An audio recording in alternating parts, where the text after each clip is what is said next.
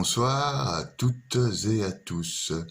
Aujourd'hui, dans ma petite capsule, je vais vous parler du cerveau.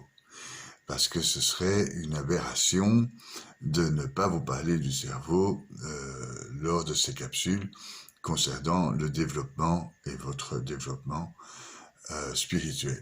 Car en fait, nous avons une machine à l'intérieur, le cerveau, qui dirige notre esprit et peut-être notre conscience, et qui a peut-être à voir avec notre âme.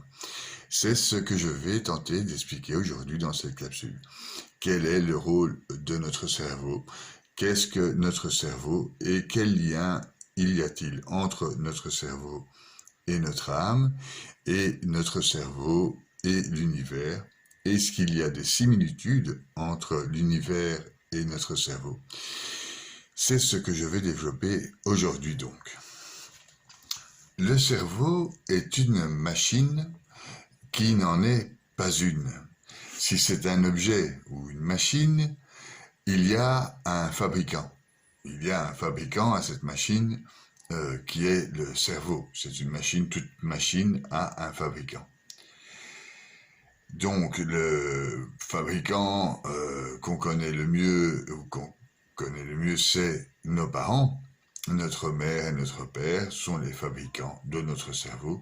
Maintenant, qui est le fabricant du premier homme?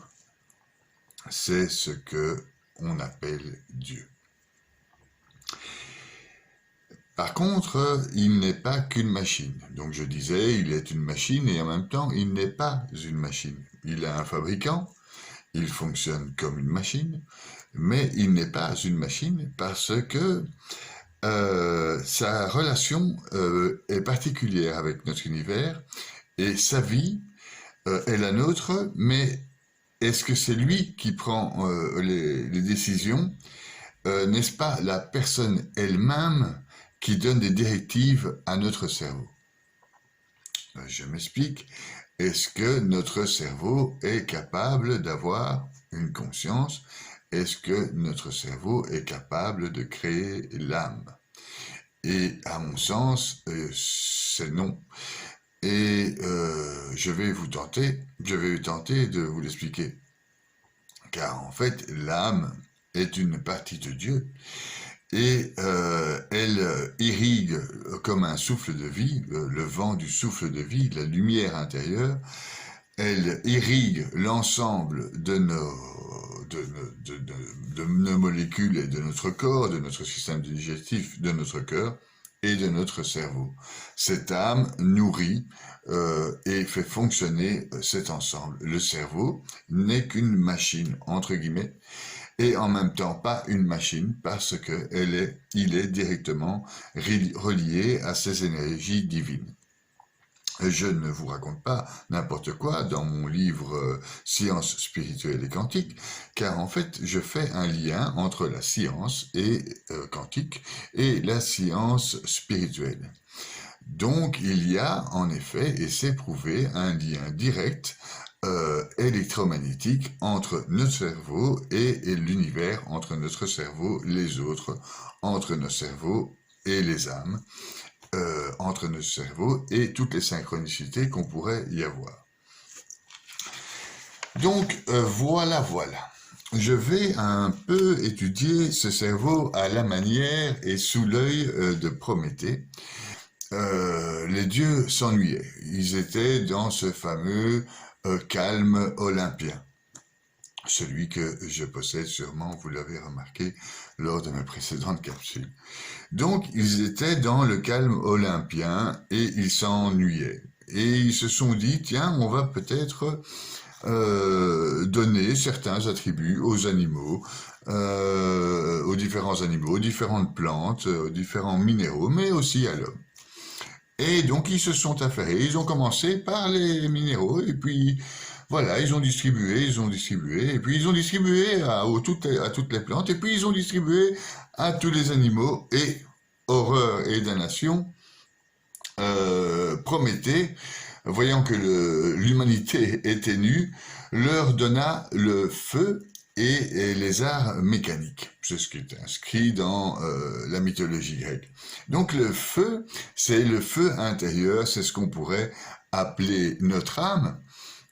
Et les arts mécaniques, ben, c'est l'intelligence. Qu'est-ce qu'on est capable de faire à l'extérieur? Donc on a créé un système, on a créé une méthode pour vivre. Nous sommes entre guillemets les plus intelligents, ce qui ne veut pas dire les plus adaptés. Parce que, en fait, certains animaux sont beaucoup plus adaptés que nous. Quand on regarde les chiens, par exemple, qui ont un odorat et une ouïe beaucoup plus développée, ils sont plus adaptés à vivre et à se débrouiller dans le monde. Nous, ils ont des poils et nous, en hiver, on a froid. On est obligé de mettre des vêtements. On ne peut pas sentir le gibier, on peut même pas sentir l'ennemi ou sentir le mauvais. C'est-à-dire les chiens, par exemple, sentent le stress, les chiens sentent les mauvaises personnes, etc. Donc, on est un peu dépourvu de toutes ces qualités. Par contre, on a le feu, l'intelligence et intérieure, et on possède une intelligence capable de créer. Voilà ce qu'il nous est resté après ces fameux mythes de Prométhée. Donc nous avons un cerveau, et ce cerveau crée notre intelligence, et ce cerveau nous permet d'acquérir un esprit, et cet esprit qui permet d'atteindre une conscience, et cette conscience permet d'atteindre notre âme. Ce que je disais, c'est que est-ce que c'est le cerveau qui crée notre âme? Ben non, le cerveau est juste une machine à calculer, hyper performante, reliée lui-même grâce à la glande pinéale, c'est ce qu'on appelle le 7e chakra, aux énergies divines, aux énergies de l'univers. J'y reviendrai plus tard dans cette capsule. Donc, je vois un peu à la manière de Prométhée l'horreur dans laquelle nous sommes plongés si nous réfléchissons pas à ce que nous faisons dans la vie, si nous réfléchissons pas à ce que nous allons engendrer le bien ou le mal, si nous réfléchissons pas avec qui nous parlons, si nous ne réfléchissons pas à savoir ce qu'on fait en compagnie des autres et choisir l'autre et choisir ses occupations sont très importantes. Je n'arrête pas de vous le répéter. Jetez votre télé, par exemple. Évidemment, tout n'est pas jeté dans la télé. Il y a des tas d'émissions très très profitables pour votre cerveau et pour votre âme, mais il faut constater que quand même, la majorité de ces émissions sont crétinisantes, avilissantes, manipulatrices. On le voit très bien. Donc, notre cerveau possède 700 milliards de neurones. Il faudrait 3 hangars d'Airbus 320 pour modéliser et calculer ce que le cerveau d'une souris serait capable de faire. Donc, s'il faut 3 hangars d'Airbus pour modéliser le cerveau, vous n'imaginez même pas quelle surface il faudrait pour modéliser le nôtre, quand bien même les technologies avancent à grands pas. Donc, ces chiffres sont très très proches de ce qu'on peut retrouver dans les chiffres lors de l'étude de l'univers. Il y a aussi cette même proportion énorme lorsqu'on calcule le nombre de planètes, le nombre d'énergie, le nombre d'espaces, etc. dans notre univers. C'est un peu pareil, les chiffres sont plus ou moins semblables entre les chiffres qu'on retrouve dans notre cerveau et les chiffres, en toute proportion gardée évidemment, et les chiffres que nous retrouvons dans l'univers. Et ça paraît clair donc à partir de ce moment-là que nous sommes nous-mêmes un petit univers. Et c'est inscrit dans la Bible, nous sommes créés à l'image de Dieu. Et les kabbalistes disent que l'univers est le corps de Dieu, en tout cas une de ses couvertures. C'est ce qu'on peut en tout cas appréhender de l'image de Dieu. Au plus près, c'est notre univers. C'est quand on lève les yeux, qu'est-ce qu'on regarde? On voit l'univers. Et donc les scientifiques essayent de comprendre cet univers qui est le corps de Dieu. les physiciens quantiques voient le plus petit du plus petit et approchent à la connaissance scientifique de ce que nous apprend la Bible depuis plus de 3000 ans. Avec par exemple le début de la Bible où il est marqué au début la terre était informée vide, etc., etc., etc. Revenons-en donc à notre cerveau, notre conscience, enfin notre cerveau, notre esprit, notre conscience et notre âme. Et qu'est-ce qu'il y a à voir entre ces trois choses complètement différentes? Le cerveau étant une machine complètement matérielle, une somme d'énormes calculateurs, l'esprit étant encore autre chose dépendant de notre cerveau, c'est ce que les psychiatres disent avec le conscient, le subconscient, et la conscience, et alors notre âme, celle qui est infinie, comme je vous l'ai expliqué plusieurs fois dans mes capsules. Donc, on ne peut dissocier le cerveau de l'esprit. Mais qu'est-ce que exactement l'esprit? Rationnellement, l'esprit est le résultat de l'expression de la perception du monde. Donc nous avons une information devant les yeux et nous l'observons et le cerveau l'analyse, crée notre esprit et nous, cet esprit a trouvé une explication rationnelle, mécanique à ce monde. Bien.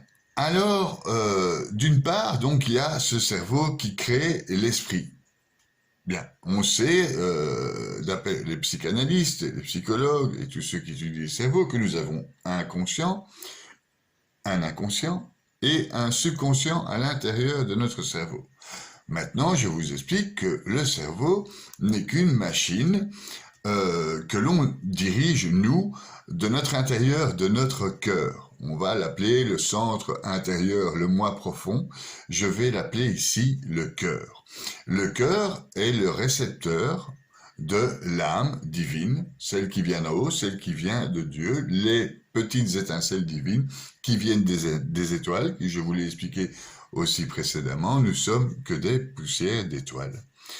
Et nous allons d'ailleurs retourner en poussière d'étoiles, en tout cas une partie d'entre nous, c'est-à-dire une partie de nous, je voulais dire, parce que en fait il y a notre forme, donc qui est faite d'atomes et qui se tient ensemble. Celle-là est appelée à disparaître, mais il y a une énergie dans ces atomes qui, elle, ne va pas disparaître. C'est l'énergie du rythme, et c'est ce qu'on appelle l'âme supérieure, donc l'âme des anges, etc. Il y a encore à étudier beaucoup pour savoir aller au plus haut. Pour aller au plus haut, il faut développer sa spiritualité, développer sa foi et ses connaissances en Dieu.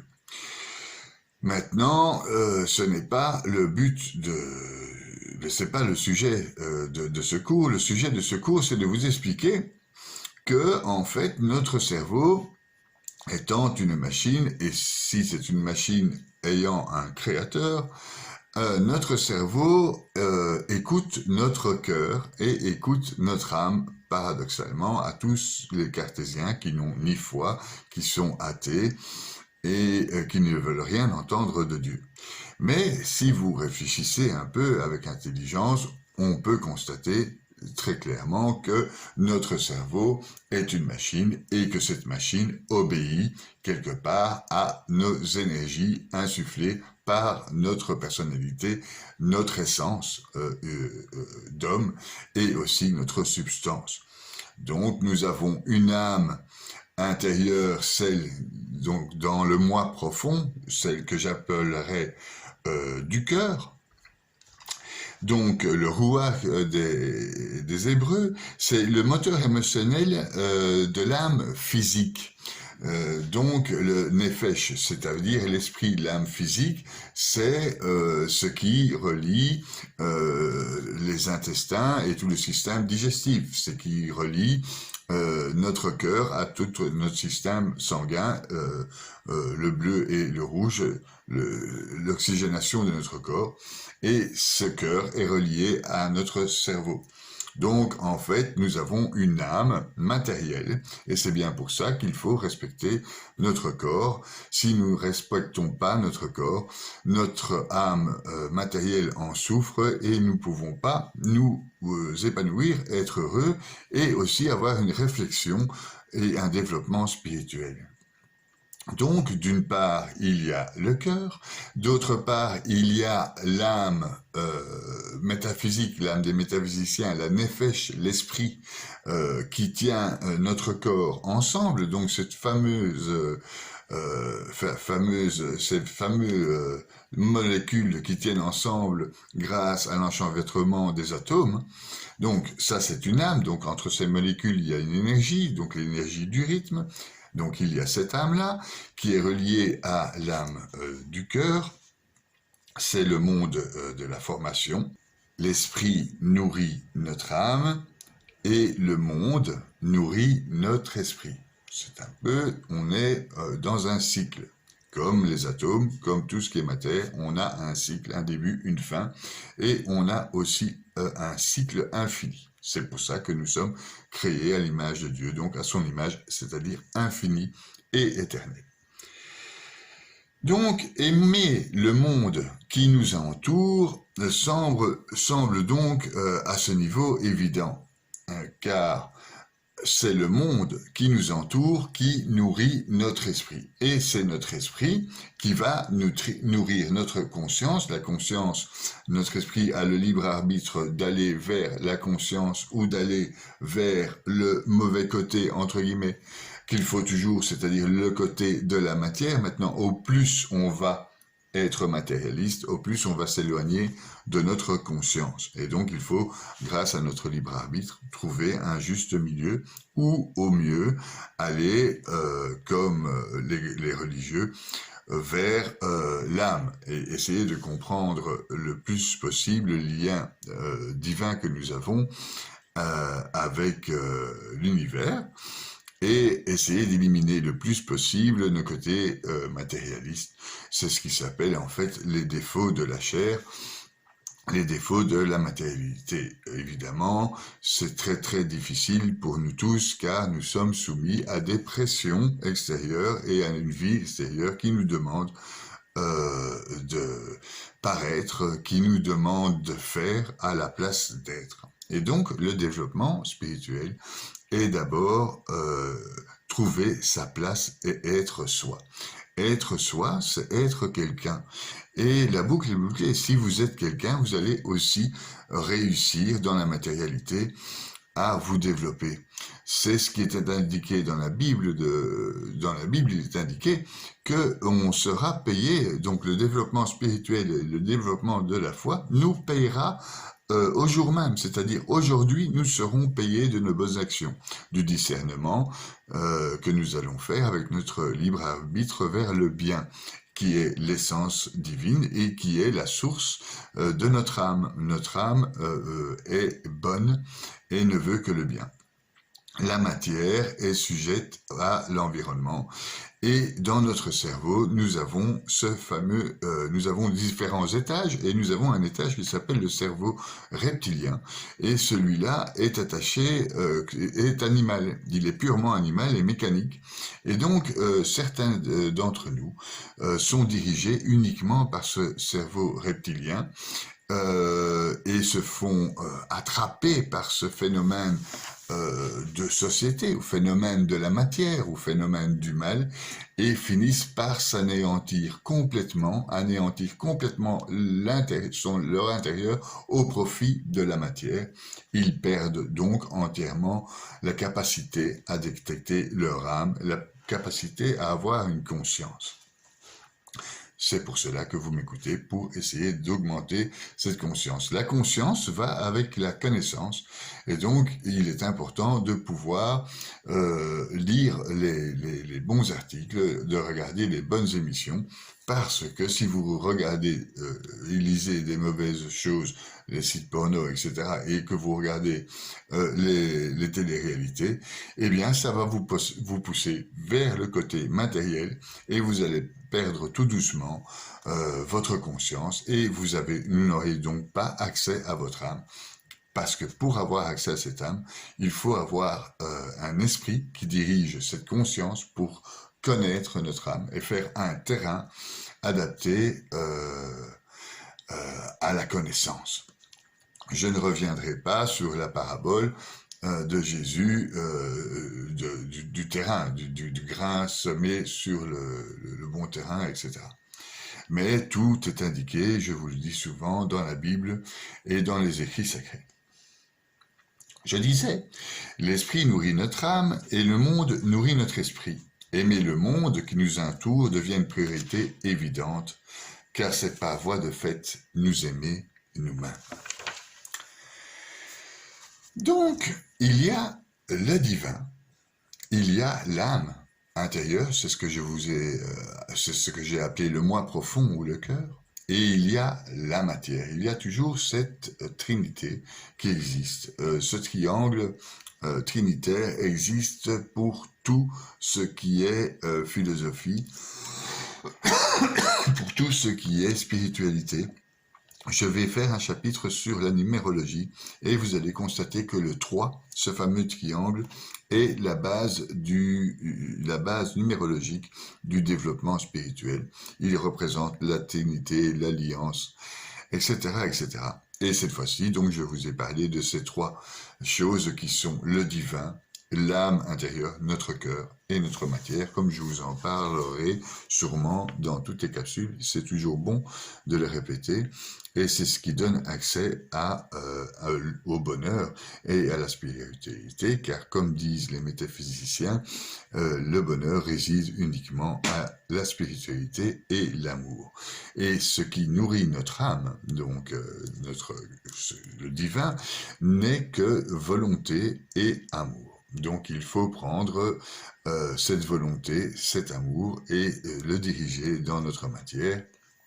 Le divin supérieur, ce qu'on appelle le Père, Yod-Heh-Vav-Heh, lui est présent à tous les présents, il est éternel et il est éternel pour tout le monde en même temps et pour tous les temps révolus et à venir.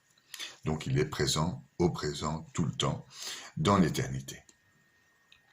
C'est aussi pour rejoindre les 3 mondes des alchimistes de la Renaissance qui dit que l'âme est le réceptacle des énergies primordiales et de l'autre côté, il y a le matériel. C'est ce que disent aussi les alchimistes et c'est ce que font d'ailleurs les alchimistes opératifs lorsqu'ils font leur petite expérience avec le matériel. Ils essayent donc de séparer l'âme du réceptacle de cette âme et de créer une autre matière. C'est ce que nous allons faire et c'est ce que nous faisons quand nous développons notre spiritualité. Nous prenons cette âme que nous transformons et on crée une autre matière intérieure, on crée un autre cœur et cet autre cœur va créer une autre matière extérieure, des autres attitudes dans le monde, une autre forme de vie quelque part, une mort à soi-même. Tout ça, c'est quelque part sortir de sa zone de confort qui est une zone naturelle de l'animal.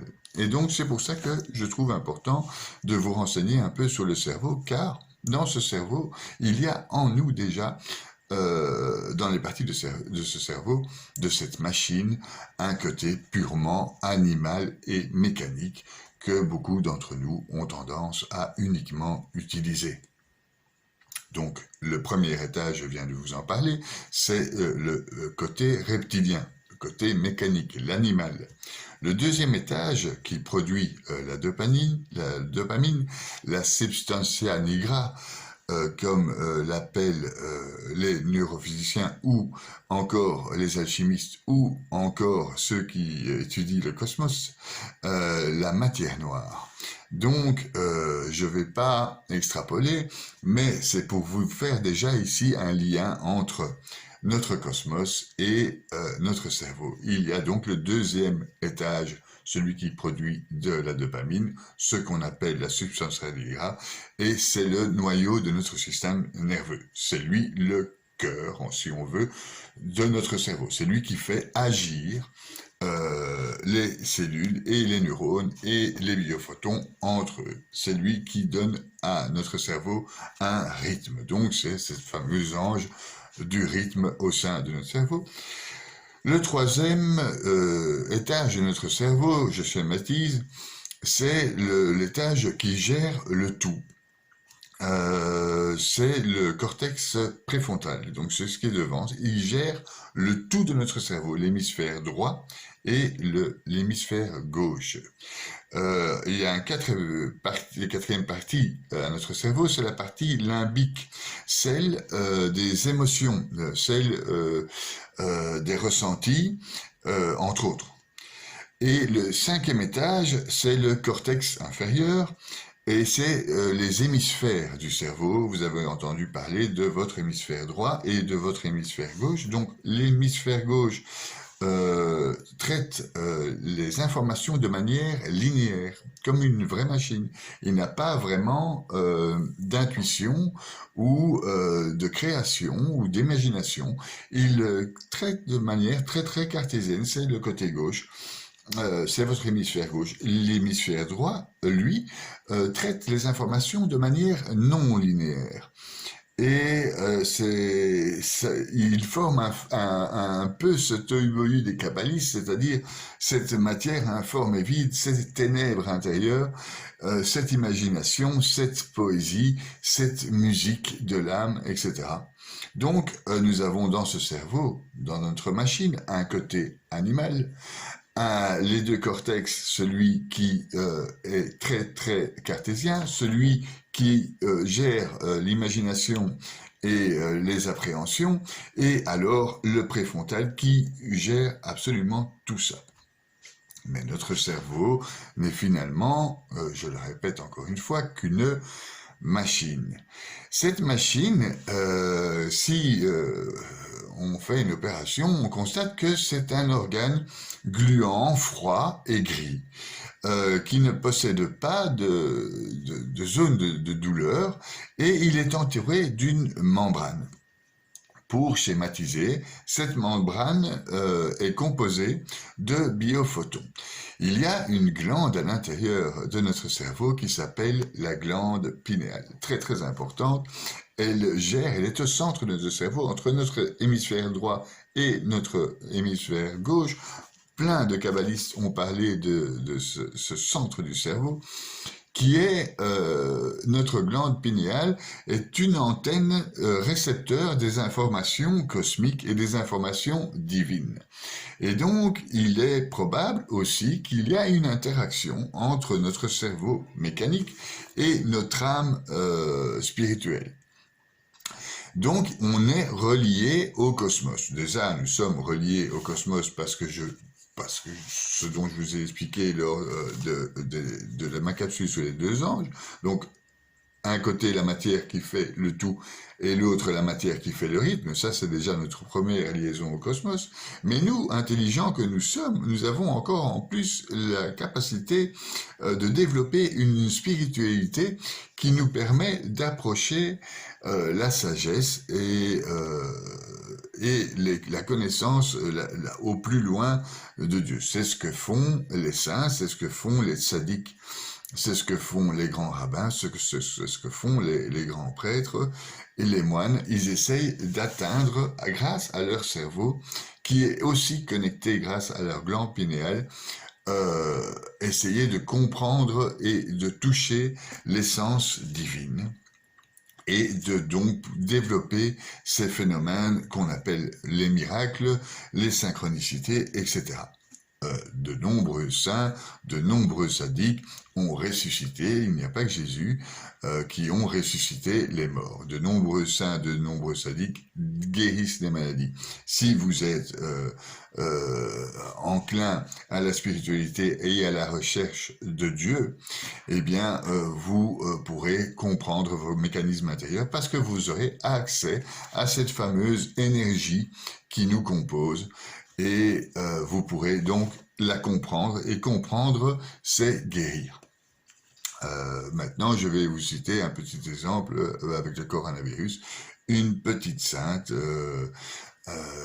une sœur de 117 ans, a eu le coronavirus et elle est sortie de l'hôpital indemne et souriante.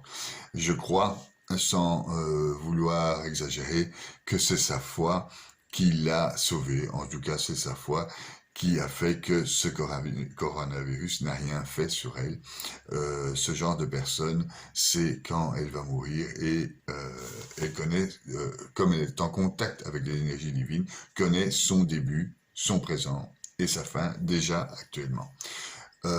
Évidemment, une telle élévation spirituelle demande un renoncement de soi-même, un renoncement de ce côté matériel. Et donc, eh bien, c'est un travail de tous les jours. Comme dirait Sainte Thérèse d'Avila, il faut dormir en constant travail, avec une constante méfiance du mal.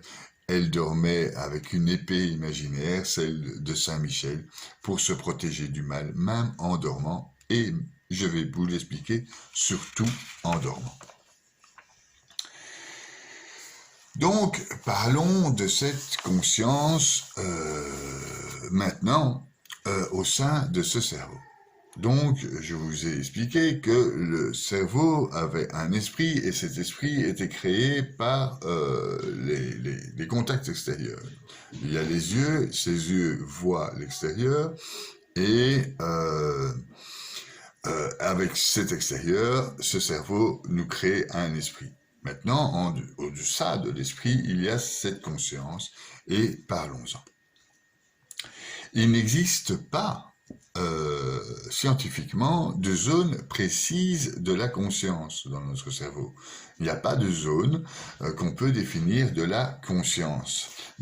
Pas plus d'ailleurs que celle des émotions profondes comme l'amour, la foi, etc. Il n'y a pas de zone dans notre cerveau de la connaissance et du contact réel avec Dieu. Par contre, ce qu'ils ont trouvé, les scientifiques, c'est que 5% de notre activité mentale se situe dans cette conscience. Donc 5% de notre activité mentale, c'est notre conscience, 25% est notre subconscient et 70% est notre inconscient.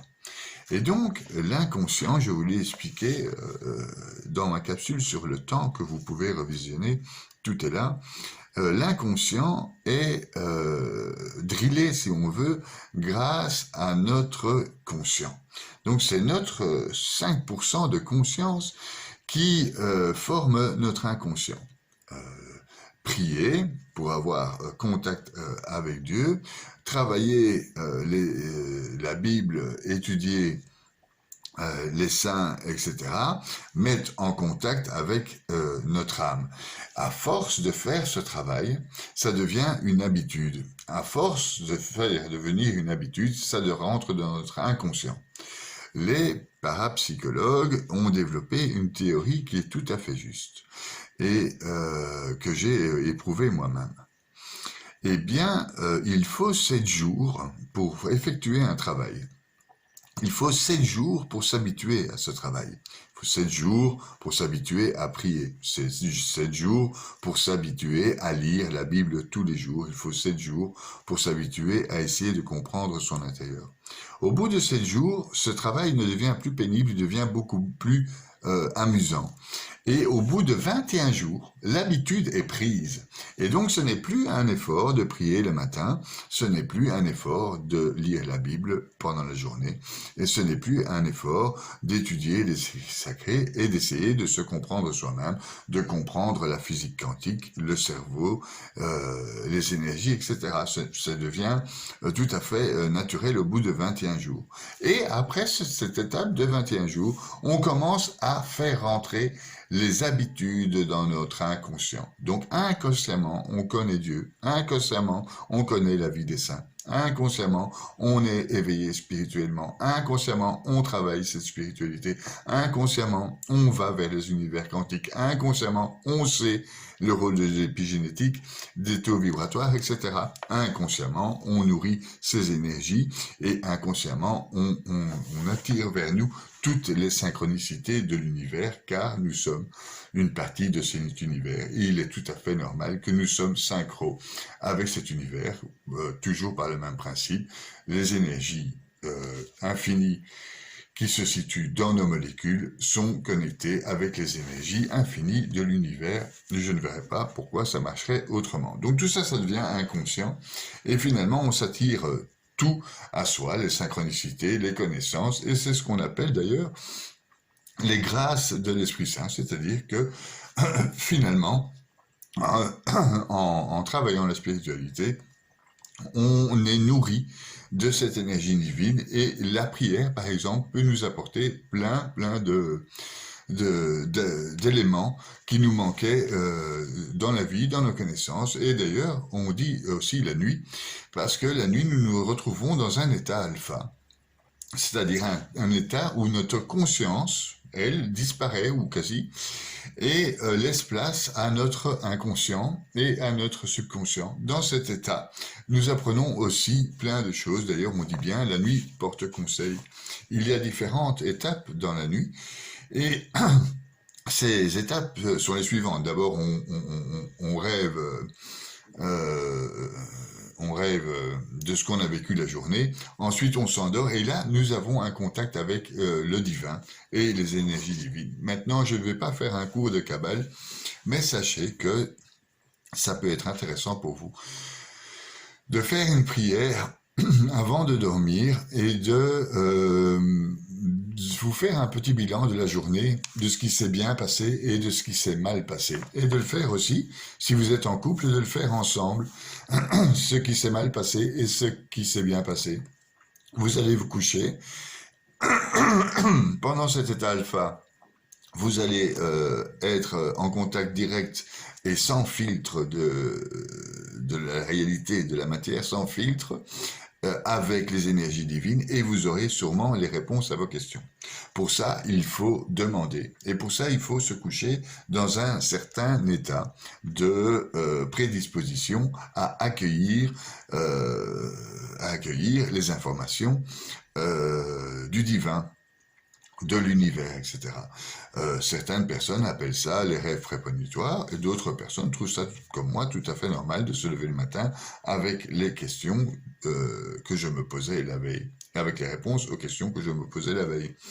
Voilà, voilà. Et c'est très très intéressant, et ça fait super plaisir d'avoir des réponses au matin. Maintenant, il faut savoir être reconnaissant. Je vous l'ai expliqué lors de mon développement sur la loi de l'attraction.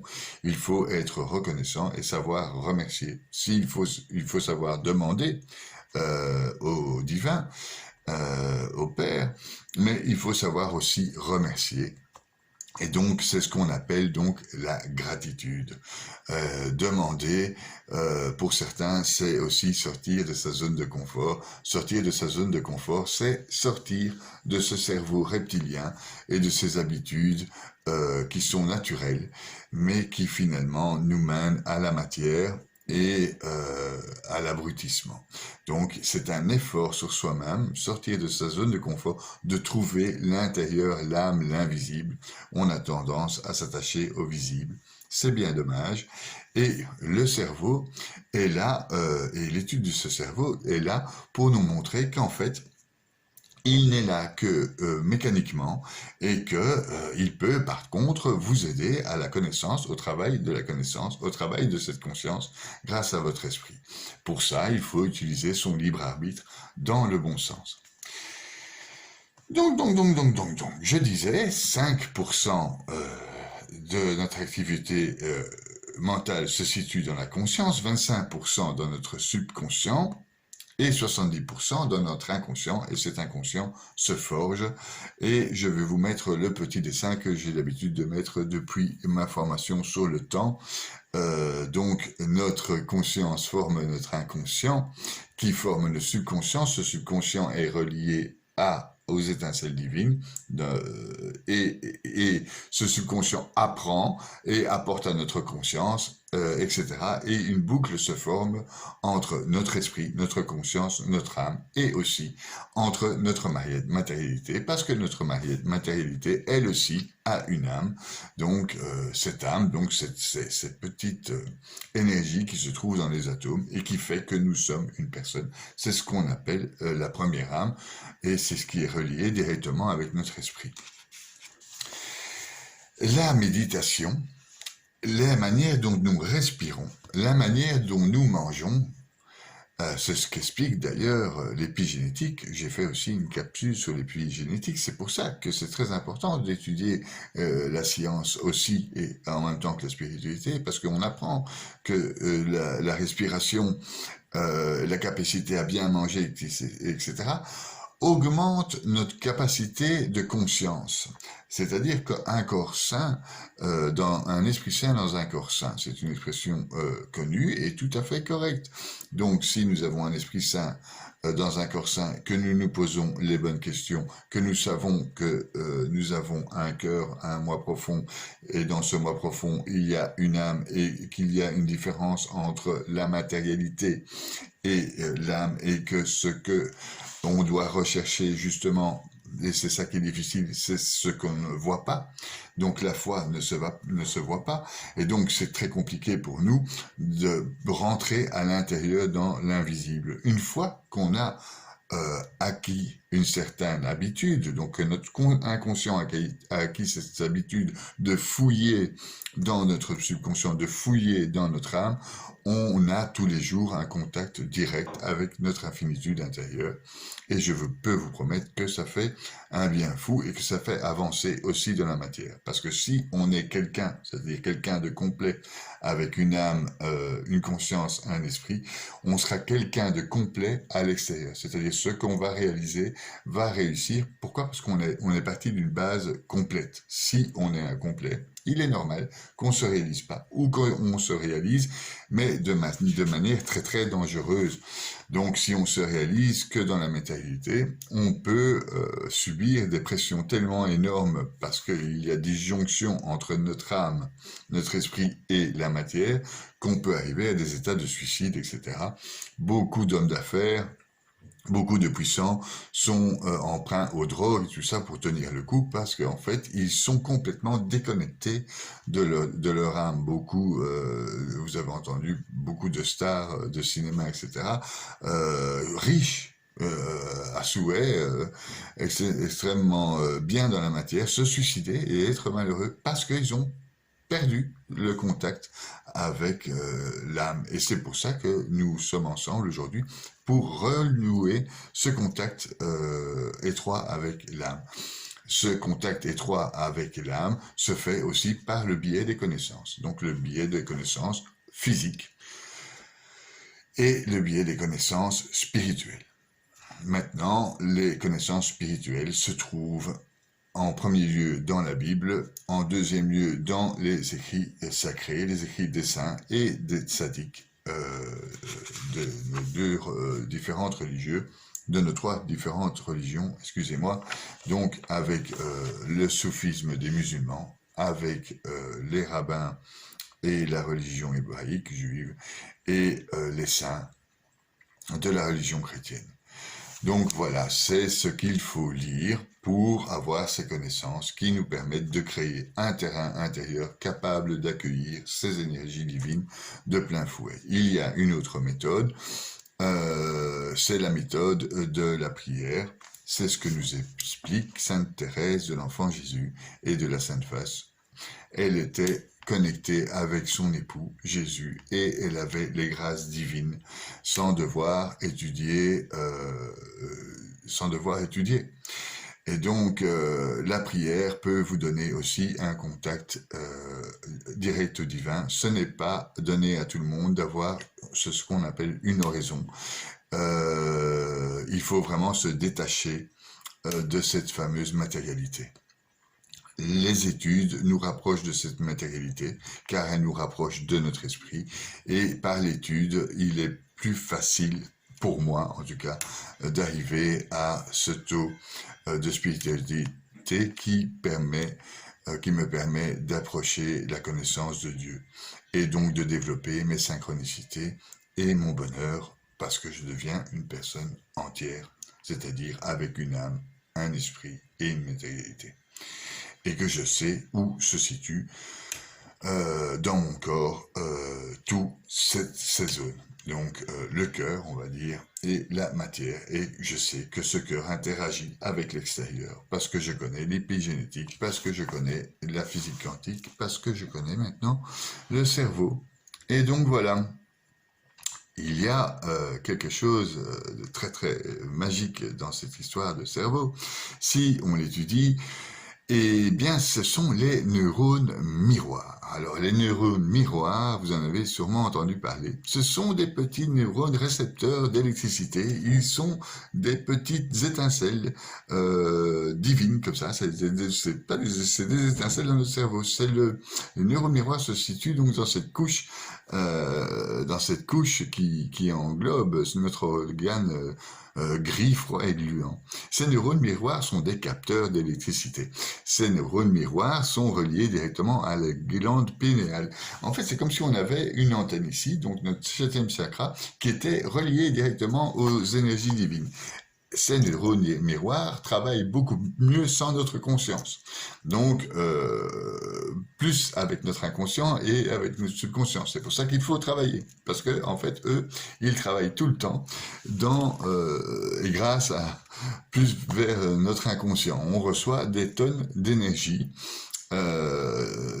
Des étincelles, des petites énergies comme ça, qui sont calculées scientifiquement. Ces neurones miroirs, ces petites zones électriques, on peut les calculer, les scientifiques les calculent et constatent le nombre d'étincelles, donc j'appelle ça les petites étincelles divines, que notre cerveau reçoit en permanence.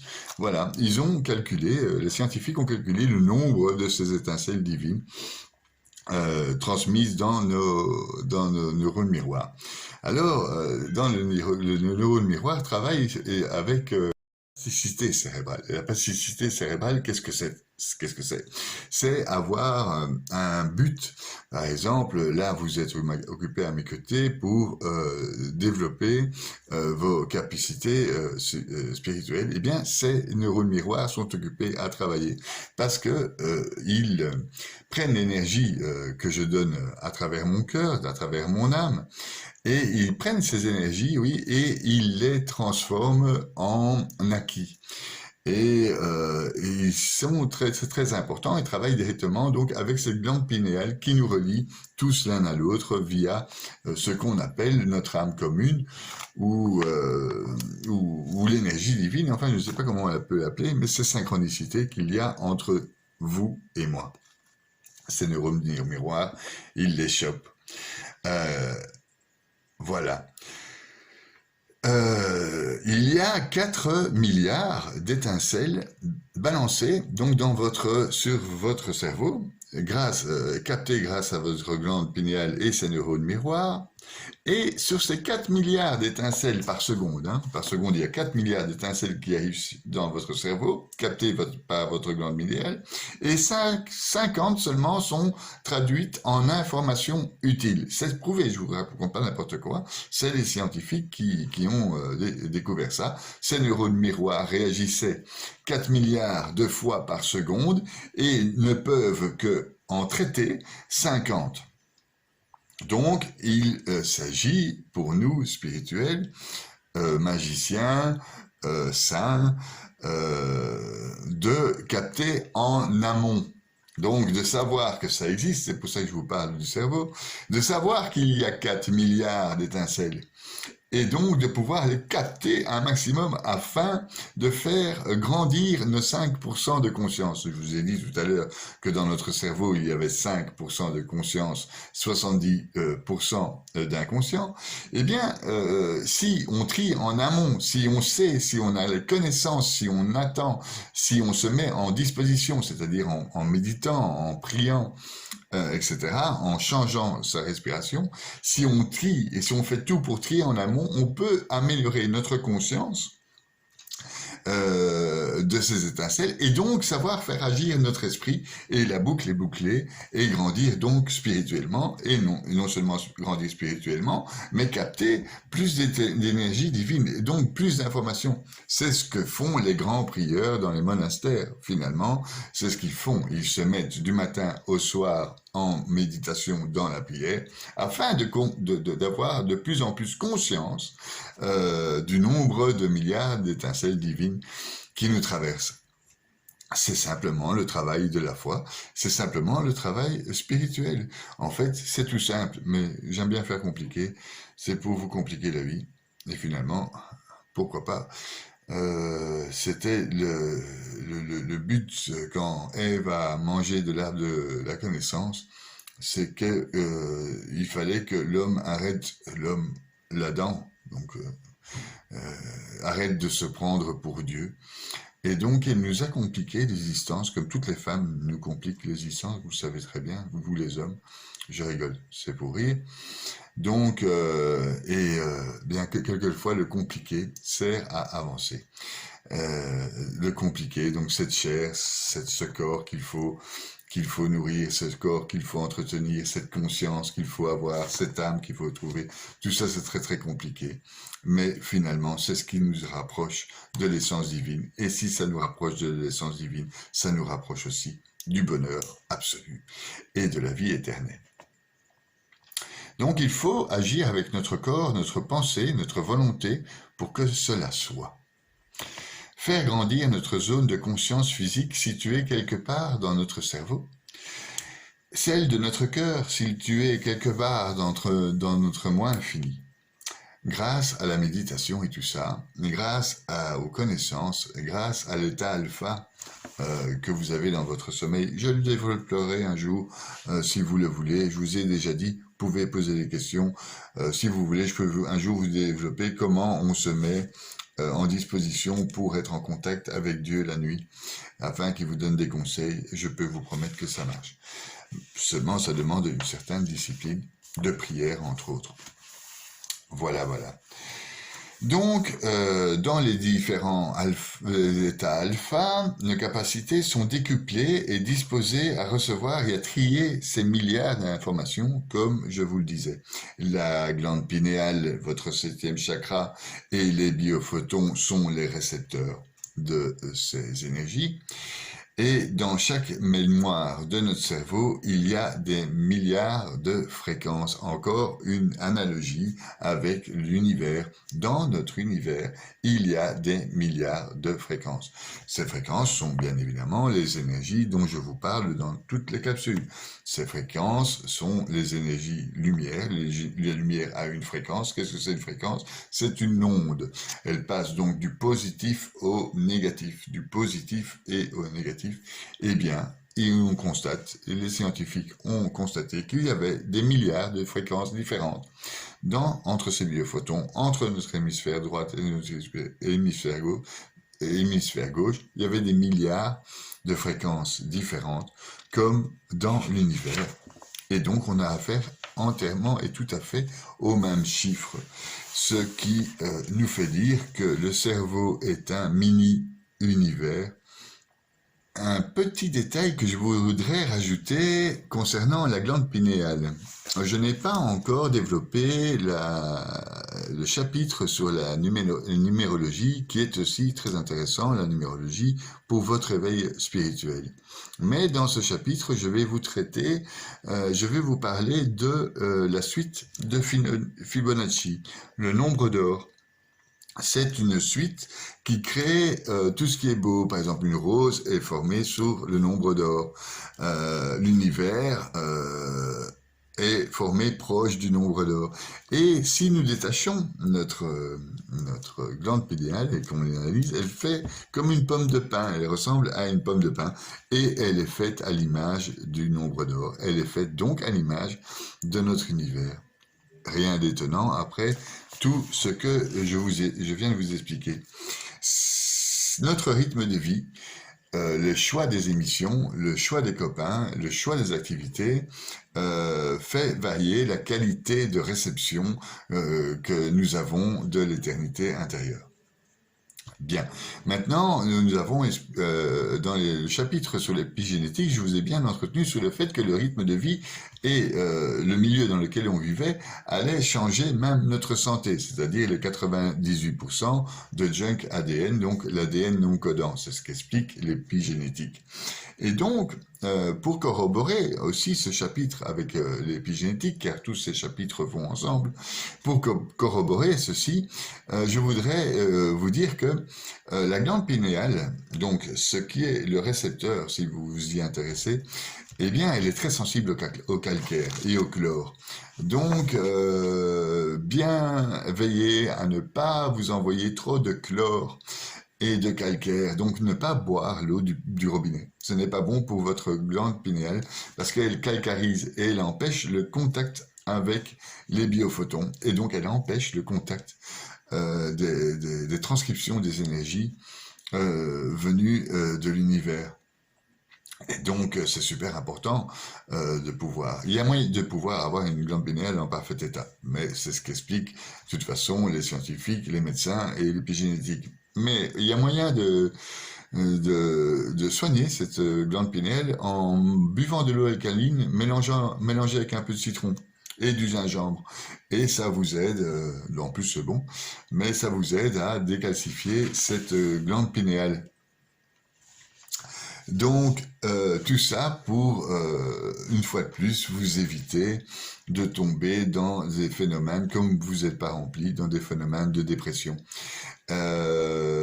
C'est important à connaître tous ces sujets, c'est important à développer cette spiritualité, car en fait, en développant notre spiritualité, nous allons devenir entiers, donc nous allons posséder une âme, avoir conscience de cette âme, posséder un esprit, et cet esprit, on a conscience qu'on va faire le bien, la matérialité ou le mal, hein, on jauge.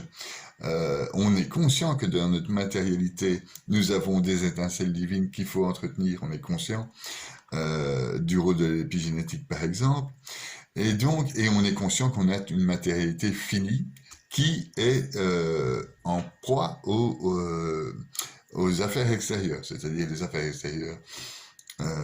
C'est pas les affaires extérieures de la communauté européenne, c'est ce qu'on a autour de nous. Donc, ce qu'on lit et nos relations avec les autres, etc. Il est important donc d'aimer les autres et de choisir les personnes avec qui on est le plus souvent, car, je le répète, nous sommes